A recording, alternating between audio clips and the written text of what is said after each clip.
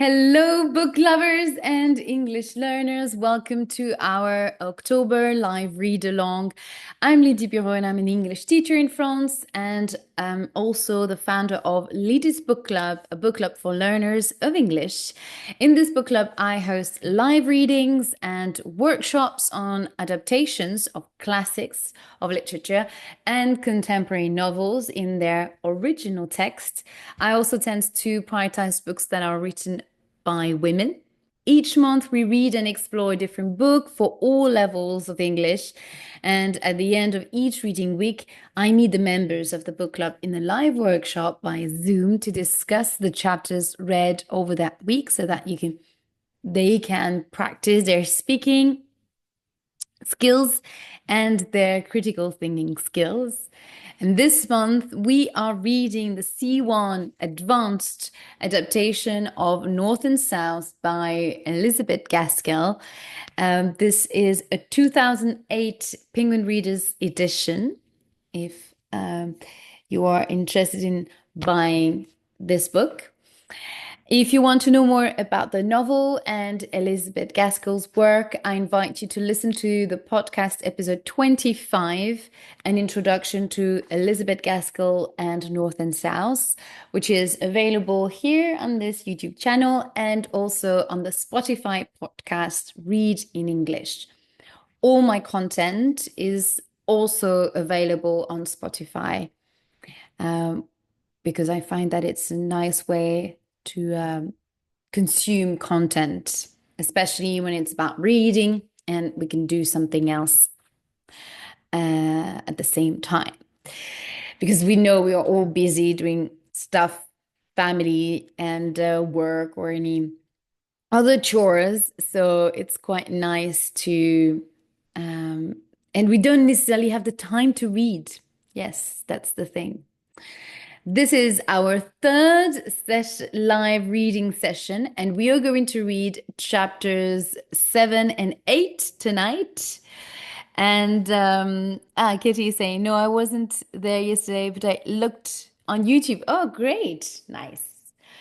Okay, so you managed to catch up. Great. So this Saturday, I will host the second live workshop session, and we will cover chapters 5 to 8. So the chapters that we've read this week. So if you want to attend this live session, you just need to subscribe to the book club.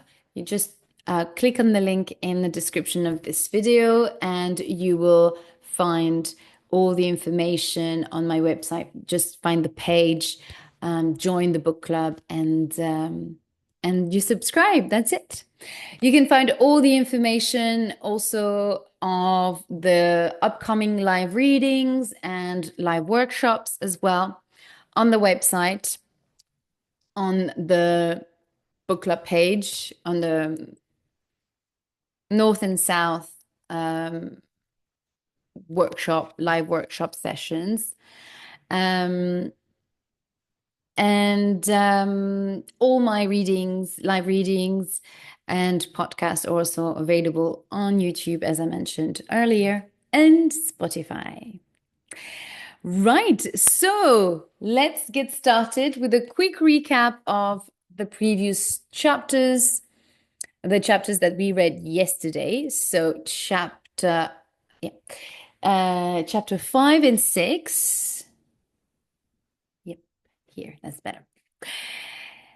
Chapter 5 and 6. So, what happened yesterday in North and South? Chapter 5, a strike begins. So, here we learn that the workforce of the factories are complaining about their wages. They want to have better wages, better salaries. So they're going to go on strike against the owners, the factory owners or manufacturers. There are many words around factory and owner, and around business as you as you can see. So, and there is an interesting conversation here between Mr. Thornton and Miss Hale, Margaret, because here she's challenging John's views on his relationship with his workers. Why should he justify his choice to lower their wages uh, and uh, and why he should be accountable to his workers? And actually, Margaret is making a point here in saying that perhaps with more transparent communication, you would have a better relationship and people and a better understanding of each other's issue. And the workers would be more understanding towards the situation because Mr. Thornton explains here that he is kind of dependent on the cotton, the value of the cotton, the global value of the cotton, and so um, so that's why um, he doesn't control um, the market of the cotton and the trading value in the value of the market because there are more of the cotton because there are more and more factories that are opening and more competition between factories. So it means that he needs to be the cheapest to be able to sell his cotton. So that's his point of view, and Margaret disagree quite clearly with him, and she expressed it quite vividly. And Mr. Thornton is quite is not used to yes, he's not used to have someone contradicting him, and especially a woman as well. That's an important fact. So Margaret really doesn't hide her opinion and doesn't hide him. Yeah, doesn't hide her opinion in front of him. So she expresses her mind clearly. And now that we know as well that she made some friends and she's friends with Mr. Higgins, Nicholas Higgins, and Bessie, so his daughter. And so she knows the workers suffering and so that means so she's in a position to be able to take their defense, or at least she can have both sides of the story here and try to kind of mediate. She acts a little bit like a mediator here and trying to understand as well the situation on both sides. So this is what happens here.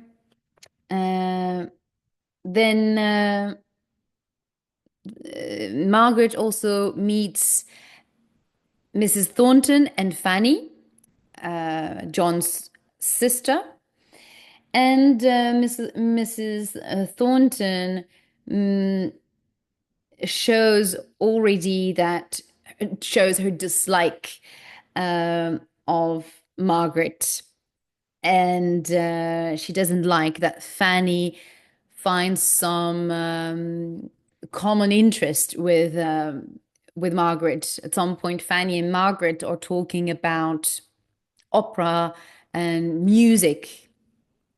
And Fanny is a real um, is very passionate, or she loves music, and she would love to visit London, and she asks questions uh, to Margaret, and they seem to agree on these similar interests and the life in London that is much more varied and much more interesting, and there are more cultural things to experience, and they have this appreciation for art and culture. And Mrs. Thornton sees that, and she makes sure that Fanny doesn't become too close to Margaret. Um,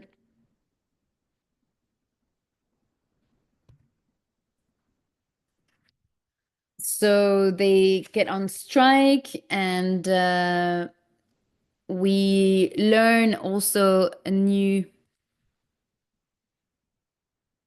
about a new family called the Bouchers, Mr. and Mrs. Boucher, who are very poor. They have six children, and they're suffering a lot from the strike.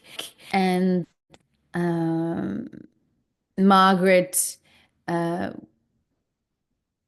is made aware of their situation from Bessie, and in order to help this family, she's going to bring a basket of food and well, vegetables and fruits for them, and to help them survive through the strike. So here again, we see um, Margaret's charitable values, and um, her consideration, her compassion towards the poor, which is which echoes Mrs. Gaskell, Elizabeth Gaskell's um, work towards the poor, as I talked about in the podcast introducing the novel and Elizabeth Gaskell. So, yeah, you can clearly see the similarities here and inspiration for the characters. In chapter 6, here it's a sad, well, it's getting we are kind of seeing something sad happening here. Mrs. Hale is sick. She's homesick in a way from Helston and from the south, from her life in the south. Although she wasn't completely happy living in Helston, but here it's even worse. So her state of mind and her health is not getting better, and it it is getting actually worse. So they ask Dr. Donaldson to come over to the house, which was a doctor recommended by Mr. Thornton, and he visits Mrs. Hill, and Margaret learns that her mother is really sick and that there is nothing that the doctor can do. So at first, she doesn't want to inform her father about the situation, but soon enough, he knows about it, and he feels very guilty. There is a guilt in Mr. Hill about about the state of his wife. He feels responsible for his wife's health and her bad state in a way. So he's going to stay a whole day next to her in order to check that she feels better, and she eventually gets better, but for how long? That's the question. Um, so this is more or less what is happening in chapter 6. It's very much around Mrs. Hale's health and the fact that she might not have long to live. And in order for her to get a little bit better, to help her get better, Margaret is sent to the Thorntons to get a waterbed. So that it will help her feel better at the time. Apparently, in the 19th century, this was something that they would use for people to get better. So this is where we start. Chapter 7 now. Dangerous times. It was about 2 miles from Crampton to Marlborough Street. So Crampton is where Margaret and her family live. And Marlborough Street is where the Thorntons live. They live just next door to the factory, just behind the factory. Margaret, who was absorbed in her own thoughts, did not notice anything unusual for the first mile and a half of her journey. But then she realized that there were even more people than usual on the crowded roads, and that they were not moving forward, but were talking excitedly. It was only when she arrived in Marlborough Street that she realized that there was an atmosphere of real anger in the crowd, and that in the distance the low roar of hundreds of voices could be heard. Margaret noticed all this, but did not understand its meaning. There was only one thought in her mind: her mother was going to die. When she arrived at the house, the man who guarded the wall's tall wooden gates would only open them a little away. But when he recognized her, he let her in and quickly locked the gates behind her. Margaret walked up to the door of the house and was shown into the sitting room. Unusually, there was no sound in the machinery from the factory, but the shouts of the crowds were growing louder. Fanny entered and said, "Mother will be here soon. My brother has brought in workers from Ireland, and the Milton people are very angry. For their own safety, the Irish workers are in the top room of the mill." Mrs. Thornton came in, looking thunderous, and Margaret realized she had arrived at a bad time. Nevertheless, she explained her mother's situation and made a request. Mrs. Thornton, who was listening to the shouts of the crowd outside, did not reply. Then she jumped up and exclaimed, There are the gates. Call John, Fanny. They'll break the gates down." The women and the servants ran to the windows to look out.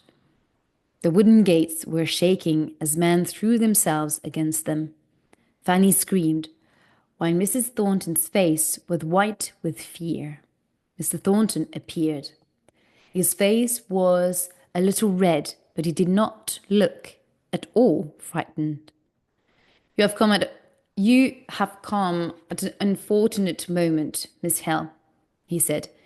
"Mother You and the servants will be safer upstairs.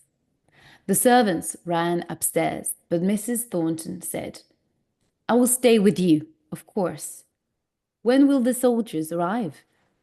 In about 20 minutes, said her son calmly.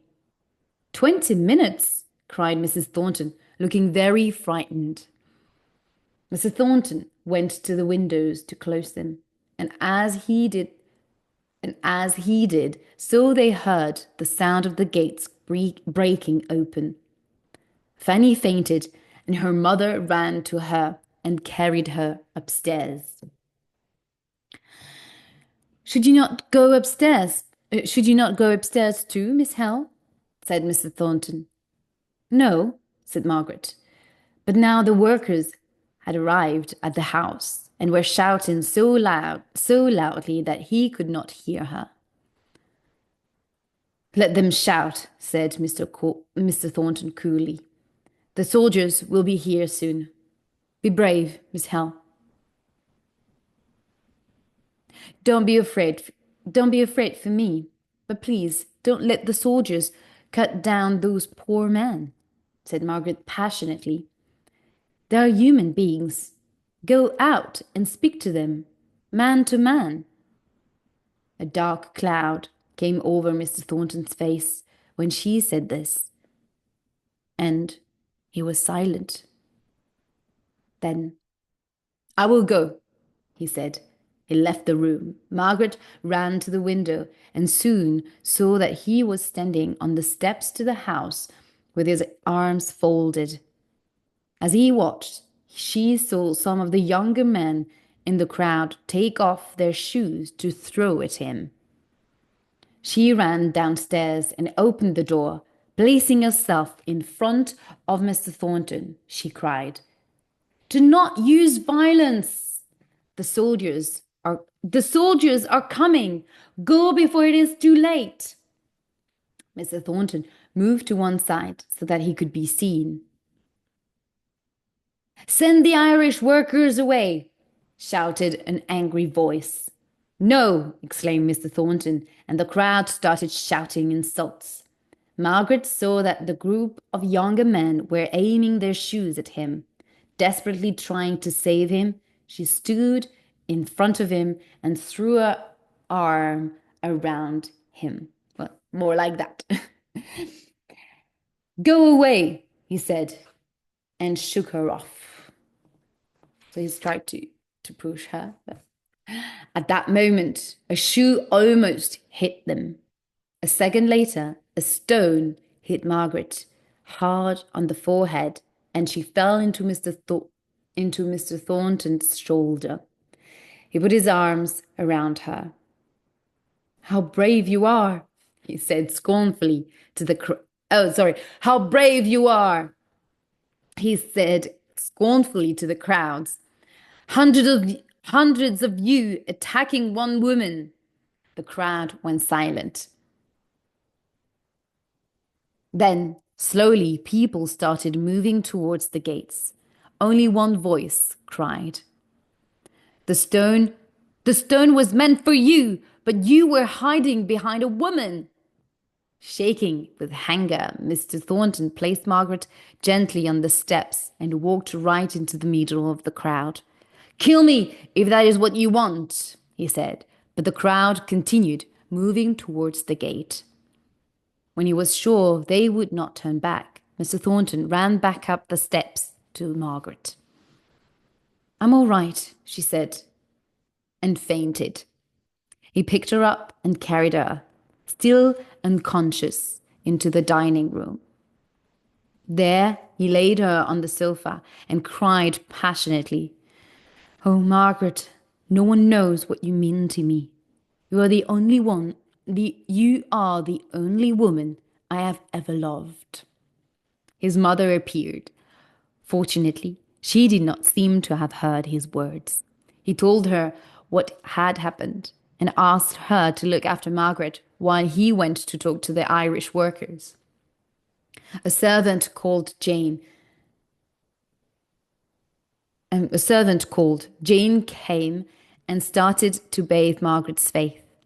face. Margaret opened her eyes, but after some moments closed them again. We must fetch a doctor, said Mrs. Thornton, but she could not persuade either Fanny or the servants to go. Finally, she said angrily, I'll go myself, and left the room. Jane, who had seen everything from an upstairs window, told Fanny what had happened. She had her arms around Mr. Thornton's neck, said Jane. I don't believe it, said Fanny. I know she cares for my brother. Anyone can see that. And I'm sure she would love it if he married her, which he never will. But I don't believe she would actually throw her arms around him. Well, she did, replied Jane. As she spoke, Margaret's eyes opened and tears started pouring down her face. Mrs. Thornton came in, accompanied by a doctor. How is she? Are you better, my dear? She asked. Margaret gazed dreamily at her. The doctor examined her and then put a small bandage on her forehead. She sat up slowly and said, I'm better now. I must go home. The bandage is under my hair, so mother will not see it. You're not well enough to go home, said Mrs. Thornton. I must, said Margaret. May I ask for a carriage, please? They could not persuade her to stay, and as the doctor did not think that her injuries were serious, it was agreed that she could go, but that the doctor would accompany her home. 5 minutes after Margaret left, Mr. Thornton came in.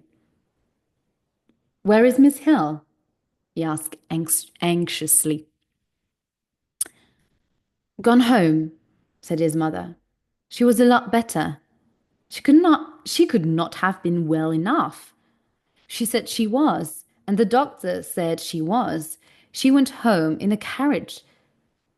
Let us talk of something else. She has caused enough disturbance. I don't know what would have happened.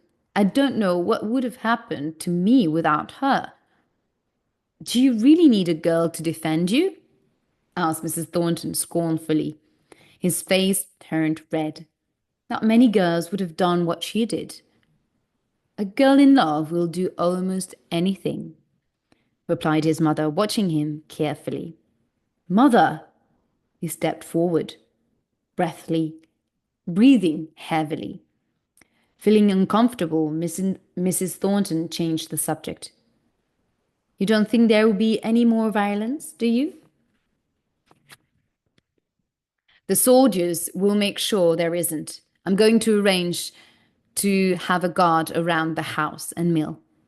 He left to do this and returned some hours later, explaining that he had arranged for the leaders of the strike to be arrested.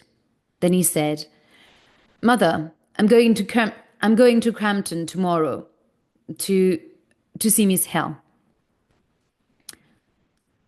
The servant who is taking the waterbed can ask how she is. I want to thank her myself for what she did. But there is another reason why I'm going. Mrs. Thornton knew immediately what he was going to say. You feel that because she allowed her feelings about you to overcome her, that you must ask her to marry you? I dare not hope she will accept. Cannot believe such a creature cares for me. Don't be foolish, John. You talk as if she were a princess. She has shown her real feelings at last, I admit. I like her more now. Dearest mother, I feel sure she does not care for me. But I have to ask her. They wished each other good night, and she kissed him, then went upstairs to her bedroom. There she locked the door and burst into tears, unable to bear the idea of losing him. When Margaret returned home, her father and mother were talking in low voices together. looking very pale. Mrs. Thornton will send the water bed, mother, said Margaret, still feeling as if she might faint. Dear, how tired you look. Is it very hot outside? Yes, and the strikers are very noisy. She prepared the tea with trembling hands and was glad that her parents did not notice. It was only when she was alone in her bedroom that she was able to think about the day's events. She sat in her chair and put her hands around her knees.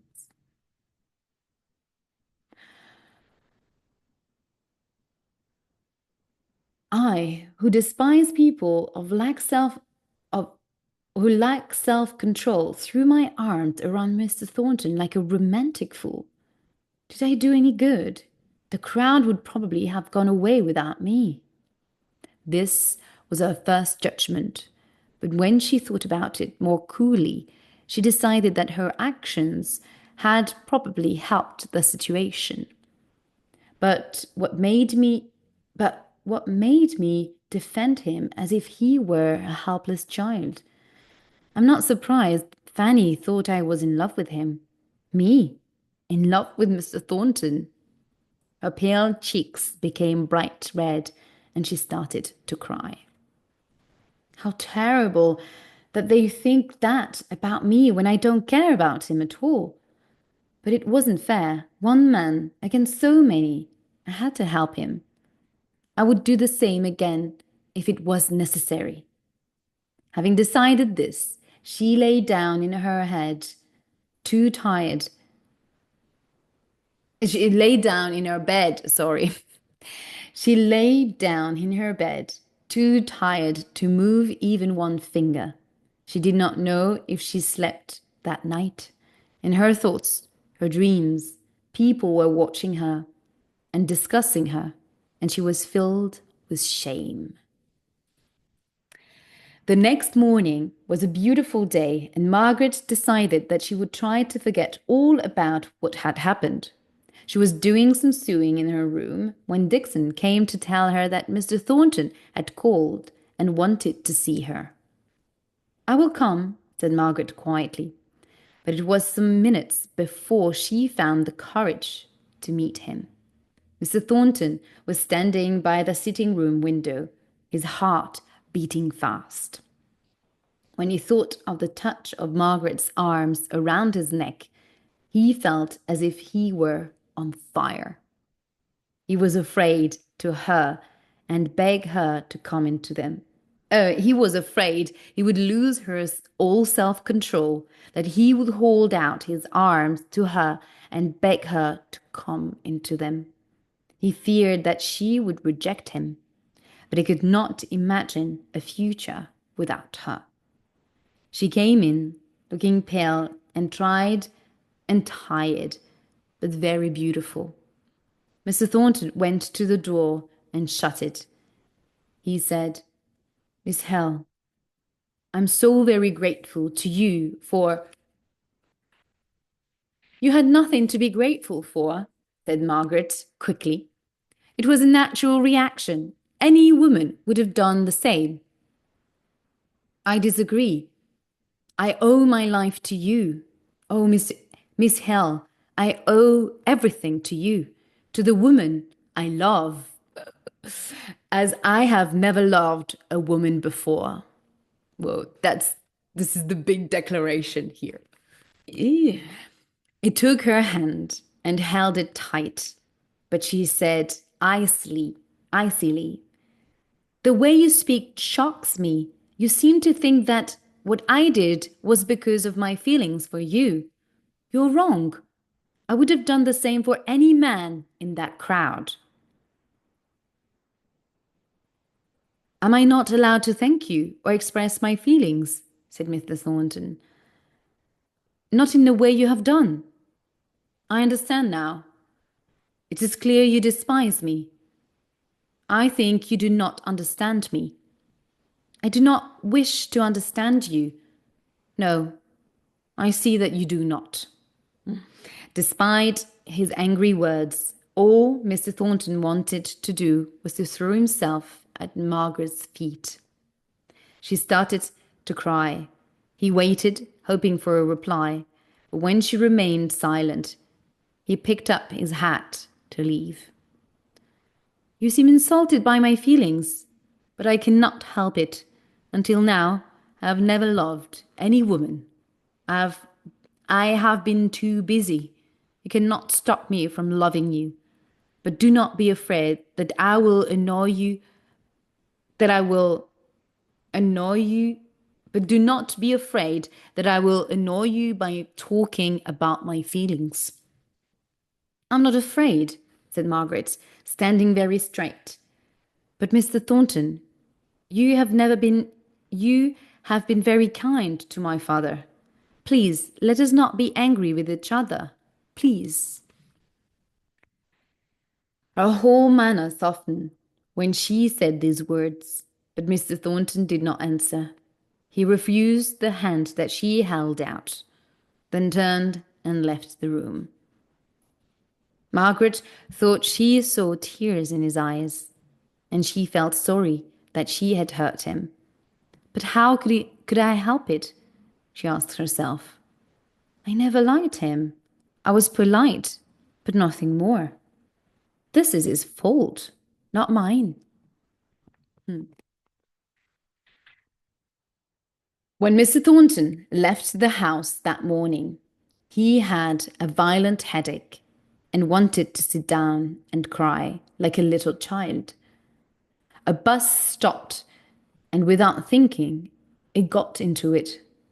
It took him to a small country town. He went into the fields and walked aimlessly, recalling everything Margaret had said and done that morning. Then he thought about every time he had met her and the way she had looked and acted. He became more and more certain that there never was and never would be anyone like her.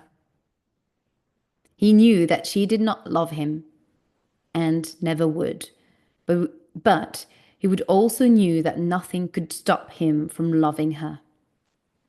So although he's rejected, he still loves her. He returned to the mill late in the afternoon and spent the rest of the day working. Due to the events of the previous day, he had many arrangements to make. It was dark when he returned home, but his mother was waiting for him. She did not want to appear anxious, and when she heard him at the door, she pretended to be absorbed in a book. He came in, and at first she did not look up. Then she said, Well, John?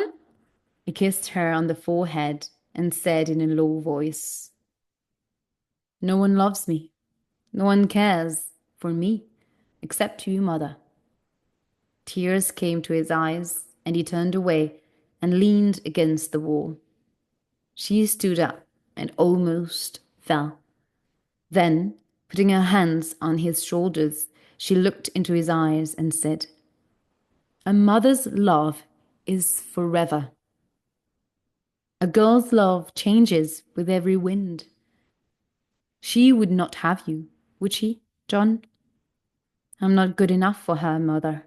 I knew I was not, but I love her more than ever. And I hate her for that, for what she has done to you, said Mrs. Thornton fiercely. That isn't fair, but let us never talk about her again. With all my heart. That's the end of chapter 7. So quite emotional chapter. A lot of very significant chapter here because this is the moment where Mr. Thornton reveals his true feelings towards Margaret. But unfortunately, she doesn't respond positively to his declaration or to his love. She doesn't reciprocate the love. Anyway, for now. Chapter 8 now. A time of change. Margaret was so surprised by Mr. Thornton's declaration of love that she remained standing in the middle of the sitting room for some time after he had gone. She could not help comparing Mr. Thornton with Mr. Lennox. Remember, Mr. Lennox was the first to propose. So she had two marriage proposals, and she refused both of them. And I love her character for this as well, because you see her character as a woman in control of her life and also of her feelings, and she doesn't choose the first man that is going to propose to her, and she needs more than just she needs to get to know him more, or she needs to yeah, she needs to fall in love. And for now, she's not in love with either of them. Um, and she wants to choose them, to choose the right man for her. So you see here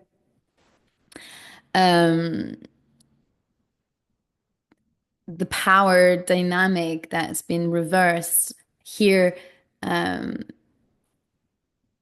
If she once she decides to get married, in the sense she would be the one picking the man and not be chosen, but she would choose. So that's very this is why I love this novel as well. Okay. So she could not help comparing Mr. Thornton with Mr. Lennox and thinking how different they were. Henry Lennox seemed to have slipped over the boundary between friendship and love for a moment, and to have regretted it almost immediately. With Mr. Thornton, on the other hand, there had been no friendship. They had done nothing except argue with one another. And now he had come in this strange, wild way to tell her that he loved her and would always love her. Margaret was horrified by this declaration, but she could not stop thinking about him and the look in his deep, strangely passionate eyes. Not wanting to be alone, she went upstairs to see her mother, who was resting in her room. Mrs. Hale spent 5 minutes praising the waterbed, which she said was very comfortable, and then turned the conversation to the subject closest to her heart. Margaret, she said, sitting up very straight on her sofa, if I am going to die soon, I must see Frederick first. I beg you to bring him to me. If he came for 5 minutes only, it would not be dangerous. Oh, let me see him before I die. Margaret felt that her mother's desire to see Frederick was so natural that she should do everything she could to bring him to her, even though it might be dangerous for Frederick. I will write to him tonight. I am sure he will come. You must write this afternoon. The post goes at 5. I have so little time left. If we miss one post, it may be too late. But I need to talk to father, and he is out. Do you think he will deny my last wish? I would not be dying if he had not brought me to this smoky, sunless place. Oh, mother! said Margaret sadly. So Mrs. Hale here is expressing clearly that she holds him responsible for her state of health, for the state of her health. So, it is true. He has said to him, he has said so himself. He would do anything for me. Don't lose time, dear Margaret. Write now. Margaret sat down to write the letter. She took it to the post office and was walking back home when she met her father. When he heard what she had done, he looked very worried. You should have waited until I came, Margaret, he said. I tried to persuade her. I don't know. If she wants to see him so much, then Frederick must come. It would do her more good than any medicine. But the danger to Frederick is very great, I'm afraid. It is a long time since the mutiny, father. When a man has been involved in a mutiny, the government never forgets. They will do anything to find him. Oh, what have I done? But it seemed so right at the time. No, I'm glad you sent the letter, Mr. Hale said, trying to sound cheerful, but Margaret could see from his face that he was very anxious. They walked home without saying another word. The next day, Mr. Thornton, who was a magistrate, had a meeting with the other Milton magistrates about the riot at his mill 2 days earlier. Many of these men were older and wealthier than he was, but they listened to his opinions with great respect. When he left the meeting, Mr. Thornton's mind was clear, but within minutes, he began to think about Margaret and to remember the feeling of her arms around him. He was walking back to the mill when he met Dr. Donaldson, who told him that the bad news about Mrs. Hale. Mr. Thornton asked if he could do anything to help, and when he was told that Mrs. Hale often asked for fruit, he went immediately to the best shop in Milton and chose the finest fruit there. It was placed in a basket, and he carried it himself, walking fast to the Hale's house. The family were in the sitting room, and he entered, his eyes shining with kindness, and presented the fruit to Mrs. Hale. Margaret, who was sewing, was afraid of making any movement that would make him aware of her presence.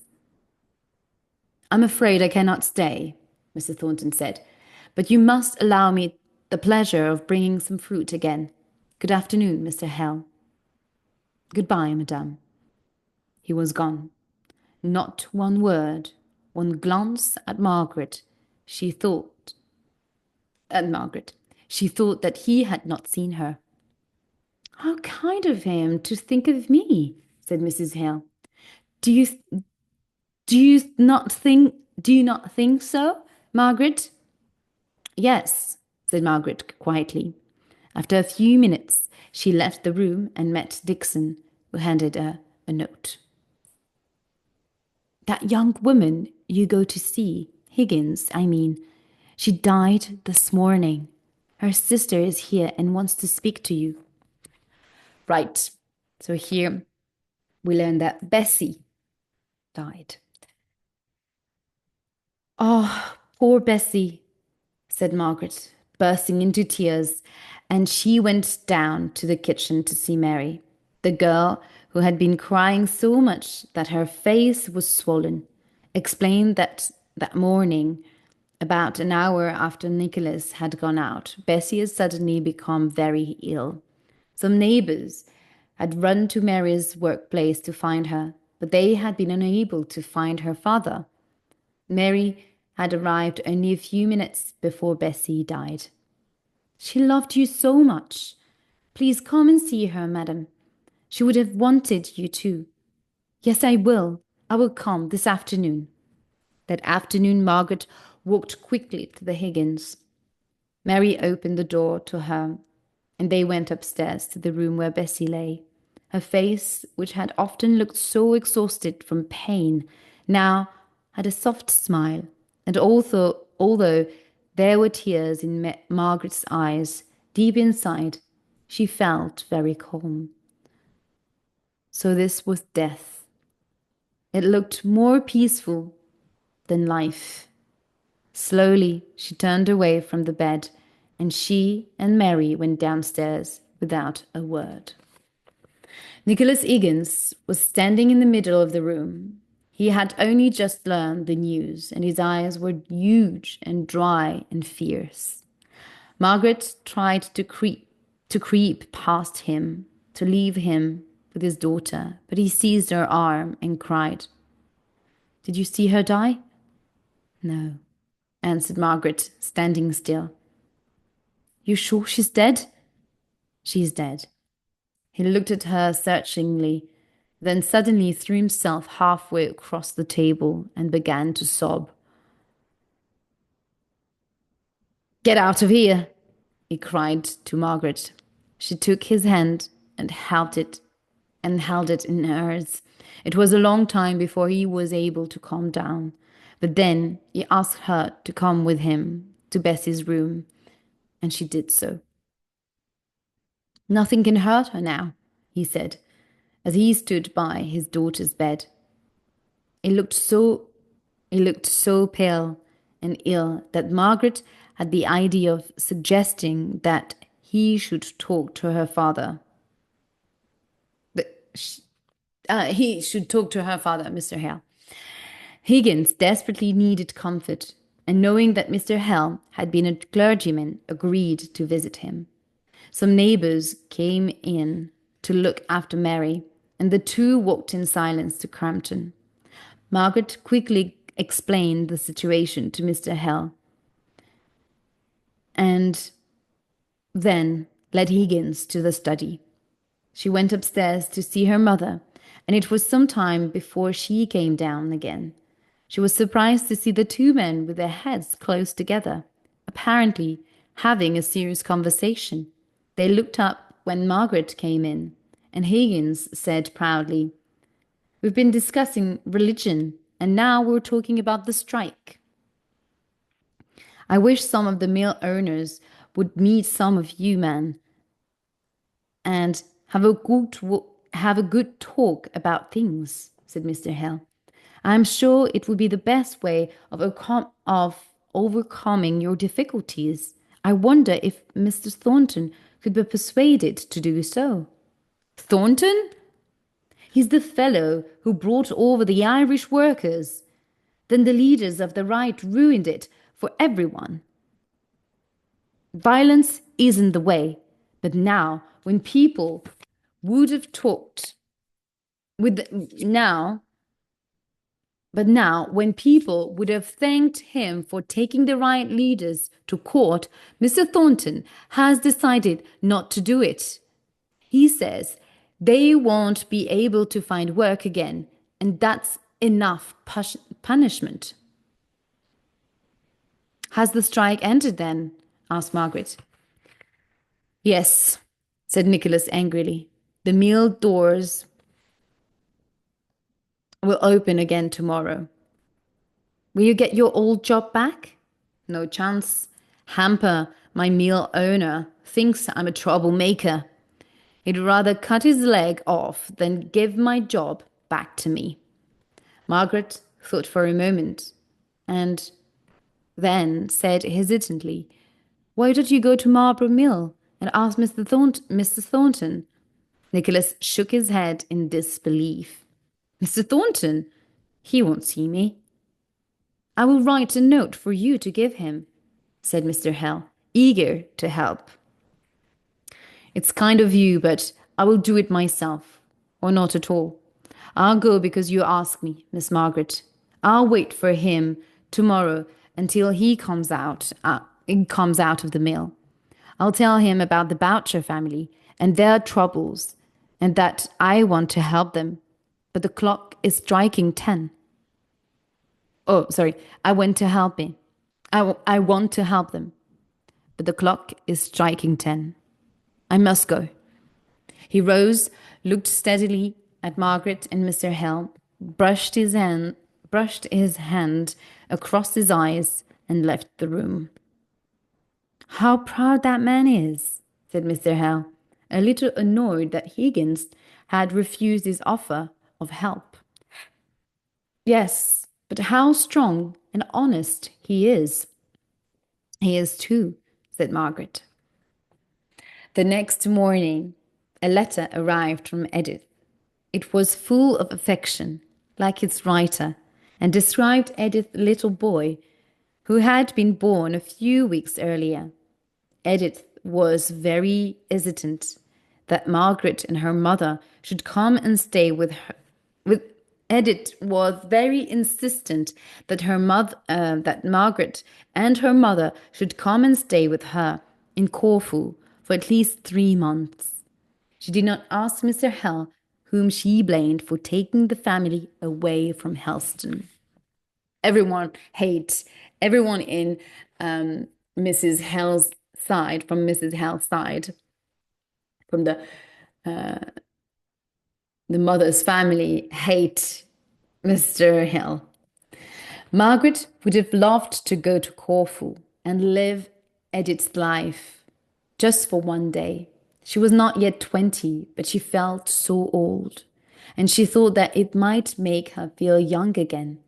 Her mother came in, and they were laughing about Edith's letter when Mr. Thornton appeared with another basket of fruit for Mrs. Hale.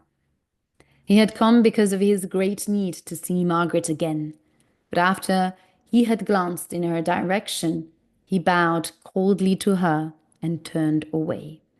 He presented the fruit to Mrs. Hale and talked kindly to her for a few minutes. He did not look at Margaret, and when she spoke, seemed not to hear her, although his next remark showed that he had. His behavior was not polite at all, but it was clear to Margaret that the reason why he was behaving badly was because he was very hurt. He left with one last cold, often offended, sorry. He left with one last cold, offended look at her, unaware that his behavior was making Margaret think about him more than ever before. She regretted hurting him so deeply and would have been very happy to return to their previous relationship. She now realized that they had in fact been friends. Mr. Thornton, as he walked downstairs, was proud of the way he had forced himself to see her and not reveal his feelings. He thought that he hated seeing the woman who had treated him so cruelly the previous day. But he was very wrong. Did he really hate her? And that's the end of chapter 9. This is it. We ended chapter 8 now. So this is the end of this live reading tonight. I hope that you enjoyed this session, and make sure that you subscribe to the book club to attend our second live workshop this Saturday on chapter 5 to 8. And in the meantime, have a beautiful evening and rest of the day. And I will see you next Wednesday for our 5th live reading session. And we will read chapters 9 and 10 together. Bye.